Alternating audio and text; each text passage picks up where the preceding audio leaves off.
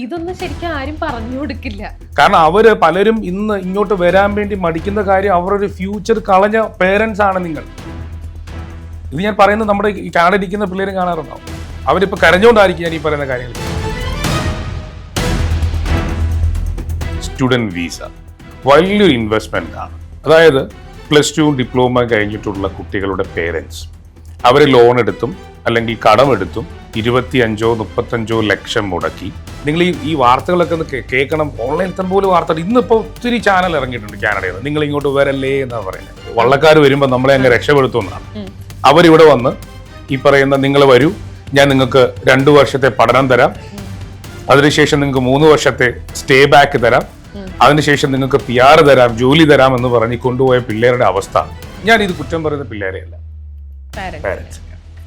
അവര് ആരെങ്കിലും കാനഡയിൽ പോയി ആരെങ്കിലും രക്ഷപ്പെട്ടെന്ന് പറഞ്ഞ് ഒരു സെൽഫ് സ്റ്റഡി നടത്താതെ, കാരണം അവർ ഇൻവെസ്റ്റ് ചെയ്തിരിക്കുന്നത് 20-25 ലക്ഷം രൂപ ഒന്നീ സ്വന്തം പണമായിരിക്കും, അല്ലെ ലോൺ എടുത്തിട്ടായിരിക്കും. എന്തായാലും ലോൺ എടുത്താൽ തിരിച്ചടയ്ക്കണമല്ലോ.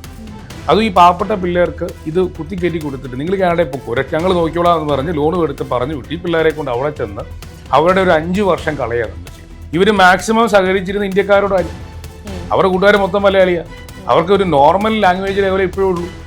അവർക്ക് ഈ IELTS എക്സാം എഴുതാൻ പോയാൽ തന്നെ അവർക്കൊരു 6.5 or 7 പോലും കിട്ടാറില്ല. സെറ്റിൽമെന്റ് ഉണ്ടാവും. ഇതിൻ്റെയൊക്കെ അടിസ്ഥാനത്തിൽ ഒരാളൊരു സ്റ്റുഡന്റ് വീസ എടുക്കണം. അല്ലാതെ ആവേശം കൊണ്ട് എടുക്കേണ്ട ഒരു പരിപാടിയല്ല. നിങ്ങളൊരു കാനഡ ടൂറിസ്റ്റ് വീസ എടുത്ത് വെച്ചിട്ടാണോ നിങ്ങളുടെ മക്കളെ അവിടെ വിട്ടേക്കുന്നത്? നിങ്ങളുടെ മക്കളെയൊക്കെ നിങ്ങൾ ബ്ലൈൻഡായിട്ട് വിശ്വസിക്കാം. നിങ്ങളുടെ വീട്ടിൽ അവർ പെർഫെക്റ്റ് ആയിരുന്നു. പക്ഷെ അവരെ നിങ്ങൾ വിട്ട ശേഷം നിങ്ങൾ എങ്ങനെ അറിയും അവരെ പറ്റി? എല്ലാവർക്കും നമസ്കാരം. ഇന്ന് നമ്മോടൊപ്പം ഉള്ളത് ആംസ്റ്റർ ഇമിഗ്രേഷന്റെ GM ആയിട്ടുള്ള അജു കെ മാത്യു ആണ്. സർ നമസ്കാരം. നമസ്കാരം. എല്ലാവരും കാനഡയ്ക്കും ഓസ്ട്രേലിയയിലൊക്കെ പോയിക്കൊണ്ടിരിക്കുകയാണ്. എനിക്ക് തോന്നുന്നു കൂടുതലും കുട്ടികളാണ് പോകുന്നത്. അതായത് +2 കഴിഞ്ഞിട്ടുള്ള കുട്ടികളാണ് കൂടുതൽ പോകുന്നത്. അപ്പോൾ ഇതിൻ്റെയൊക്കെ കുറേ പ്രശ്നങ്ങളുണ്ട്. കാരണം നമ്മൾ കുറച്ച് ഒരു ഏജ്ഡ് ആയിട്ടെന്നല്ല, കുറച്ച് എക്സ്പീരിയൻസ് ഒക്കെ ഉള്ള ആൾക്കാർ പോണ പോലെയല്ല കുട്ടികൾ പോകുന്നത്. അവർക്ക് അവിടെ ചെന്നാൽ ഒരുപാട് കാര്യങ്ങൾ സഫർ ചെയ്യേണ്ടി വരും. പക്ഷെ അതൊന്നും നോക്കാതെ ഒക്കെ ലൈഫ് സെറ്റ് ആക്കാം എന്ന് പറഞ്ഞിട്ടാണ് ആളുകൾ പോകുന്നത്. അപ്പോൾ എനിക്ക് തോന്നുന്നു സാർ ഇതിനോട് എതിർപ്പുള്ള ഒരാളാണ്. തീർച്ചയായും. അപ്പൊ സാറിന്റെ ഒരു എക്സ്പീരിയൻസ് വെച്ച് ഒരു കുറെ വർഷങ്ങളിലായിട്ടുള്ള ഒരു എക്സ്പീരിയൻസ് വെച്ചിട്ട് സാറിന് എന്താണ് സാറിന്റെ വ്യൂ എന്താണ് ഇതിനെപ്പറ്റി? ഞാൻ ഈ സോഷ്യൽ മീഡിയ അത്യാവശ്യം തുടങ്ങിയ കാലഘട്ടം മുതൽ ഇതിലൂടെ ഈ പല വ്ളോഗേഴ്സും നമുക്ക് സമയം കിട്ടുമ്പോഴൊക്കെ എല്ലാ വ്ളോഗിലും പോയി നമ്മൾ തല കാണിക്കാറില്ല. എപ്പോഴും നിങ്ങൾ നോക്കിയാൽ അതിൻ്റെ 6 വർഷം മുമ്പുള്ള അല്ലെങ്കിൽ ആക്റ്റീവായ വ്ളോഗിലൊക്കെ ഞാൻ പറഞ്ഞ അതേ കാര്യം തന്നെയാണ് എനിക്ക് ഇപ്പോഴും പറയാനുള്ളത്. Canada is not for everyone. എല്ലാവരും ഇവിടുന്ന് അങ്ങോട്ട് കുടിയേറേണ്ട കാര്യമില്ല. ഇവിടുത്തെ എല്ലാ മലയാളിയും അവിടെ ആവശ്യമില്ല. ഇതിന്റെ പ്രധാന കാരണം ഈ കാനഡയിലേക്ക് ഈ കുടിയേറുക എന്ന് പറയുന്നത് ഇത് വലിയ റിസ്ക് ഉള്ളൊരു കാര്യം തന്നെയാണ്. എസ്പെഷ്യലി സ്റ്റുഡന്റ് വീസ വലിയൊരു ഇൻവെസ്റ്റ്മെന്റ് ആണ്. അതായത് +2 ഡിപ്ലോമ കഴിഞ്ഞിട്ടുള്ള കുട്ടികളുടെ പേരൻസ് അവർ ലോൺ എടുത്തും അല്ലെങ്കിൽ കടമെടുത്തും 25-35 ലക്ഷം മുടക്കി ഇവരെ കാനഡയിലേക്ക് അയക്കുന്നത് അവിടെ ഒരു വലിയ സ്വപ്ന രാജ്യം കണ്ടിട്ടാണ്. ഇത് ആദ്യമായിട്ട് പറയല്ല, ഞാൻ ഈ മീഡിയയിലല്ല ഇത് ആദ്യമായിട്ട് പറയുന്നത്. അപ്പം ഞാൻ വർഷങ്ങളായിട്ട് പറഞ്ഞുകൊണ്ടിരിക്കുകയാണ്, നിങ്ങൾ എന്ത് കണ്ടിട്ടാണ് ഈ പിള്ളേരെ അങ്ങോട്ട് അയക്കുന്നത്? നമ്മുടെ വീട്ടിലെ ഒരു +2 കഴിഞ്ഞ കുട്ടിയാണ് അവിടെ. ഞാൻ എപ്പോഴും തമാശക്കാര് പറയാറുണ്ട്, നമ്മുടെ പിള്ളേരെ തൊട്ടപ്പുറത്തെ കടയിൽ പഞ്ചസാര വാങ്ങിക്കാൻ പോലും നമ്മൾ വിടാറില്ല. അതുപോലെ വളർത്തിക്കൊണ്ടുവന്ന പിള്ളേരെയാണ് നമ്മൾ എന്ത് ചെയ്യുന്നത്? ഒരു ധാരണയില്ലാത്ത യൂട്യൂബിലോ ഫേസ്ബുക്കിലോ ഇൻസ്റ്റഗ്രാമിലോ കാണുന്ന റീൽസിന്റെയോ അല്ലെങ്കിൽ ചില ഏജൻസികളോ അല്ലെങ്കിൽ ചില ആളുകളോ ഇവിടെ നടത്തുന്ന അവിടുന്ന് വൈറ്റ്സിനെയും ഇവിടെ കൊണ്ട് നടത്തുന്ന വെബിനാറുകളും സെമിനാറുകളും കണ്ടിട്ടാണ് നമ്മൾ ഈ കുട്ടികളെ അങ്ങോട്ട് വിടുന്നത്. ചില കാലഘട്ടത്തിൽ ചില വർഷങ്ങൾക്ക് മുമ്പ്, ഇന്ന വർഷമൊന്നും ഞാൻ പറയുന്നില്ല, വിദ്യാഭ്യാസ പ്രദർശനം എന്ന് പറഞ്ഞ് ഈ നാട് നീളെ വൈറ്റ്സ് എന്ന് ഞാൻ എടുത്തു പറയാനുള്ള കാരണം നമുക്ക് അങ്ങനെ ഒരു കോംപ്ലക്സ്, വള്ളക്കാർ വരുമ്പോൾ നമ്മളെ അങ്ങ് രക്ഷപ്പെടുത്തുന്നതാണ്. അവരിവിടെ വന്ന് ഈ പറയുന്ന നിങ്ങൾ വരൂ, ഞാൻ നിങ്ങൾക്ക് 2 വർഷത്തെ പഠനം തരാം, അതിനുശേഷം നിങ്ങൾക്ക് 3 വർഷത്തെ സ്റ്റേ ബാക്ക് തരാം, അതിനുശേഷം നിങ്ങൾക്ക് PR തരാം, ജോലി തരാം എന്ന് പറഞ്ഞ് കൊണ്ടുപോയ പിള്ളേരുടെ അവസ്ഥ കാനഡയിൽ ഇപ്പോൾ അവർക്കാർക്ക് പുറത്തു പറയാൻ പറ്റാത്ത അത്രയധികം പ്രശ്നത്തിലാണ്. അവരുടെ ഫാമിലി. അത് 2 തരത്തിലുണ്ട്. ഒന്ന്, നമ്മുടെ മാതാപിതാക്കൾ എന്താ പറയണേ, മോളെവിടെയാ കാനഡയിലാണ്. അവർ നാട്ടിൽ തിരിച്ചു വന്ന് 10 ദിവസം നിൽക്കുമ്പോൾ ചില നാട്ടിൻപുറത്തൊക്കെ അത് പിന്നെ പ്രശ്നമാണ്. ഇവര് പോകുന്നില്ലേ, നാണക്കേടാ. ഇപ്പൊ നമ്മുടെ സിറ്റി ലൈഫിൽ എറണാകുളത്തെ ഫ്ലാറ്റിൽ കുഴപ്പമില്ല, എല്ലാവരും അങ്ങനെ അല്ലല്ലോ. നമ്മൾ ഏറ്റവും കൂടുതൽ പത്തനംതിട്ട, കോട്ടയം, കോഴിക്കോട്, കണ്ണൂർ മലയോര മേഖലയിലുള്ള കുടിയേറ്റക്കാരുടെ മക്കളാണ് ഏറ്റവും കൂടുതൽ കുടിയേറ്റത്തിന് അടുത്ത രാജ്യങ്ങൾ സെലക്ട് ചെയ്ത് പോകുന്നത്. ഇപ്പൊ എറണാകുളത്തെ ഫ്ലാറ്റിൽ ഒരാൾ തിരിച്ചു വന്ന പ്രശ്നമൊന്നുമില്ല. പക്ഷെ എന്നിട്ട് അവർക്കും പ്രശ്നമുണ്ട്. പക്ഷെ ഈ ഫാമിലിയിലുള്ള ചോദ്യം, ഇവർ തിരിച്ചു വന്നാൽ എന്ത് ചെയ്യാൻ പറ്റും? അതുകൊണ്ട് അവരെ എങ്ങനെയെങ്കിലും അവിടെ നിർത്താൻ വേണ്ടി ഇപ്പൊ അടുത്ത കോഴ്സ് എടുക്കാൻ ശ്രമിക്കുകയാണ്. അതായത് ഓൾറെഡി അവർ 2 കൊല്ലോ 3 കൊല്ലോ പഠിച്ചു, സ്റ്റേ ബാക്കിൽ നിന്ന് കഴിഞ്ഞു. അതുകൊണ്ട് അവർക്ക് എന്ത് കിട്ടിയില്ല? അവിടുത്തെ പെർമനന്റ് റെസിഡൻസി കിട്ടിയില്ല. ഞാനീ പറഞ്ഞു വരുന്നത്, ഈ വിടുന്നതിന് മുമ്പേ മാതാപിതാക്കളും കുട്ടികളും അറിഞ്ഞിരിക്കേണ്ട ഒരേ ഒരു കാര്യം ഇതിനെപ്പറ്റി തന്നെയായിരുന്നു. എന്താണ് പെർമനന്റ് റെസിഡൻസി? എന്താണ് കനേഡിയൻ ഇമിഗ്രേഷൻ? നമുക്ക് സ്റ്റുഡന്റ് വിസയെ പറ്റി കൃത്യമായിട്ട് അറിയാം. 2 വർഷം പഠിക്കുന്നവർക്ക് 3 വർഷത്തെ സ്റ്റേ ബാക്ക്, ഈ ഒരു വേർഡാണ് യൂസ് ചെയ്തത്. സ്റ്റേ ബാക്ക് അല്ല, ആക്ച്വലി അത് പോസ്റ്റ് സ്റ്റഡി വർക്ക് പെർമിറ്റ് ആണ്. അവിടെ പഠിച്ചത് കൊണ്ട് ഗവൺമെന്റ് നിങ്ങൾക്ക് 3 വർഷം കൊണ്ട് അവിടെ നിൽക്കാനുള്ള ഒരു പെർമിറ്റ് തരികയാണ്. അതെല്ലാം മാറി. 2024 അവസാനം 25 ആയപ്പോഴത്തേക്കും അവരുടെ ഇമിഗ്രേഷൻ നയങ്ങളിൽ കംപ്ലീറ്റ് മാറ്റം ഉണ്ടായി. ഇപ്പൊ പഴയ പോലെ ഒന്നും ആർക്കും സ്റ്റുഡന്റ് വിസയിൽ അവിടെ പോയി 2 കൊല്ലം പഠിച്ച് 3 കൊല്ലം സ്റ്റേ ബാക്ക് കിട്ടുമോ? എല്ലാ കോളേജുകളും നിങ്ങൾക്ക് അഡ്മിഷൻ കിട്ടുമോ? അല്ലെങ്കിൽ അവിടെ ഗവൺമെന്റിന്റെയും പ്രൈവറ്റിന്റെയും കൊളാബ് ചെയ്തിട്ടുള്ള ഇൻസ്റ്റിറ്റ്യൂഷൻസ് ഒക്കെ ഉണ്ടായിരുന്നു. അപ്പൊ അതൊക്കെ നിർത്തലാക്കി ഗവൺമെന്റ് ഇപ്പോൾ ഒരു ഫിൽട്ടറിംഗ് സിസ്റ്റം കൊണ്ടുവരികയാണ്. കുറച്ചുകൂടി ടഫായി. ഇപ്പം ഇത് 2 തരത്തിലാണ് ആളുകൾ പഴി പറയുക. ഇവിടെ നിന്ന് ചില ആളുകൾ ഇതൊന്നും രക്ഷപ്പെടാത്ത ആളുകൾ കാനഡ ഗവൺമെന്റിനെ കുറ്റം പറയാറുണ്ട്. ഗവൺമെന്റ് എന്നെ കൊണ്ടുപോയിട്ട് അവർ ഞങ്ങളെ ചതിച്ചു, അല്ലെങ്കിൽ ഇവിടെ നയങ്ങൾ മാറ്റം ഉണ്ടായി, ഇവർക്ക് ഇവിടെ അക്കോമഡേഷൻ, ഇവർക്ക് പ്ലാൻ ഉണ്ടായില്ല.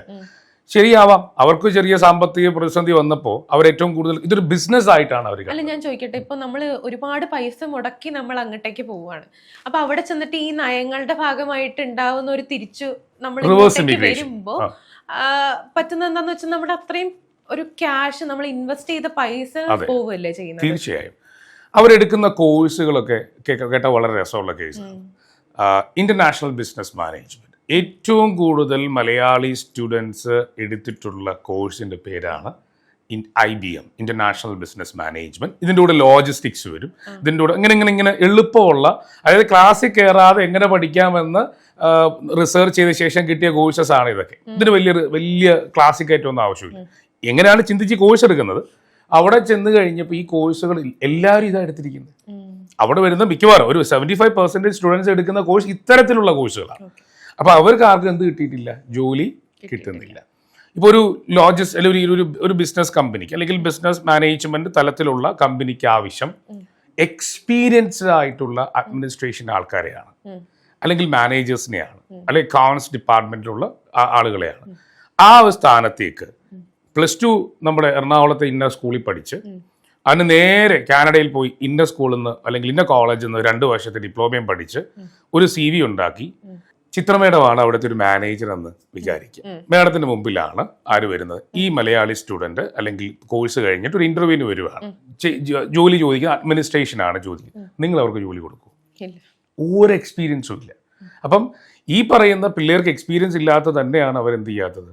ജോലി കൊടുക്കാത്തത്. അപ്പൊ ഇതാരും നമ്മൾ ചിന്തിക്കാത്ത ഏറ്റവും നമ്മൾ പണ്ട് കുറെ ആൾക്കാർ ഇങ്ങനെ പോയി രക്ഷപ്പെട്ടല്ലോ എന്ന് വിചാരിക്കും. ഈ പണ്ടത്തെ ഈ നയങ്ങളെല്ലാം മാറി.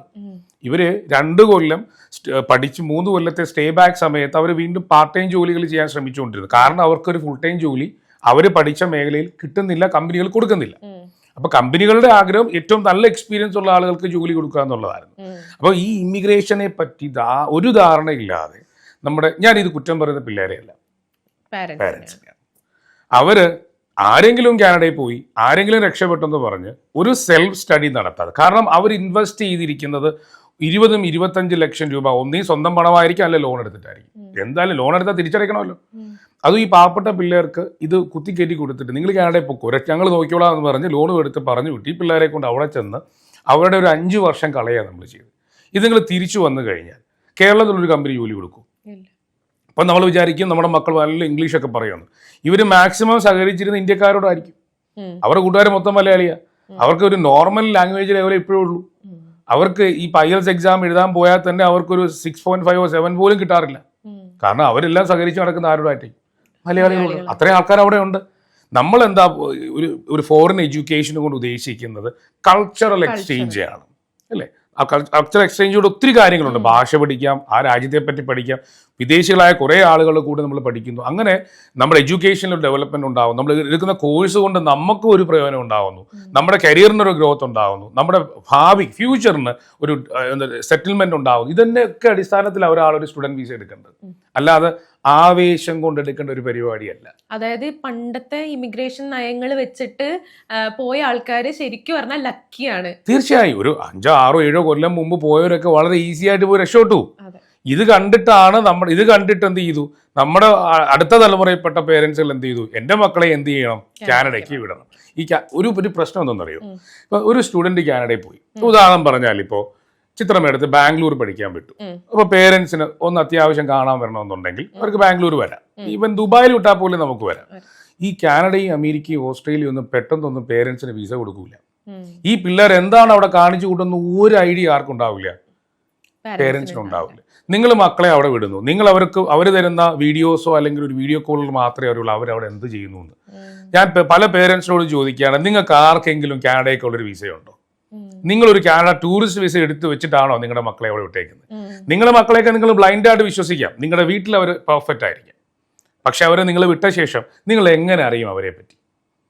സ്റ്റഡി അബ്രോഡ് പറയുമ്പോൾ ഞാൻ ആദ്യം പറയും, നിങ്ങൾ എന്തായാലും മക്കൾക്ക് വേണ്ടി 10-25 ലക്ഷം മുടക്കി എന്ത് ചെയ്യുകയാണ്, ഒരു വിസ എടുത്ത് കൊടുക്കുകയാണ്.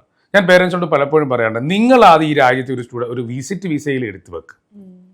കാനഡയൊക്കെ നേരത്തെ 10 കൊല്ലം കൊടുക്കുമായിരുന്നു. ഇവർക്ക് എന്നാലും പിള്ളേരെ പോയി അവരെന്ത് ചെയ്യുന്നു എന്ന് അറിയാൻ പറ്റുമല്ലോ.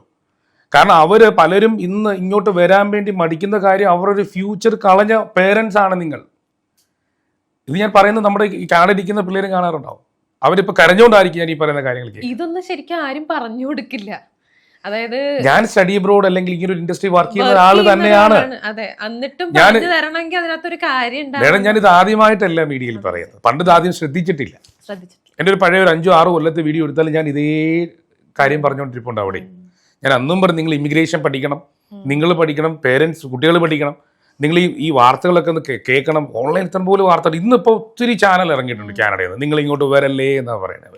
പല ഇൻസ്റ്റഗ്രാം റീൽസ് ഒക്കെ നമ്മൾ കാണലുണ്ട്, അതിനകത്ത് ഇങ്ങനെ പറയുന്നുണ്ട് ഇത്രയും ബുദ്ധിമുട്ടുകളാണ്. ഇത് കാനഡയെ പറ്റി മാത്രമല്ല, ലോകത്ത് എല്ലായിടത്തും ഒരു ഇമിഗ്രന്റ് ആയിട്ട് പോകാൻ നിങ്ങൾ തയ്യാറെടുക്കുകയാണെങ്കിൽ ഇപ്പൊ നിങ്ങൾക്ക് അതിനൊക്കെ ഒരു സിറ്റുവേഷൻ ഉണ്ട്, അല്ലെങ്കിൽ നിങ്ങൾക്ക് അതിനുള്ള സാഹചര്യമുണ്ട്. നിങ്ങൾക്ക് യൂട്യൂബ് ഉണ്ട്, അതിൽ ഒരു 100 പേര് പറയുമ്പോൾ അതിൽ 10 പേരെങ്കിലും ശരിയായ കാര്യമായിരിക്കും പറയുന്നത്.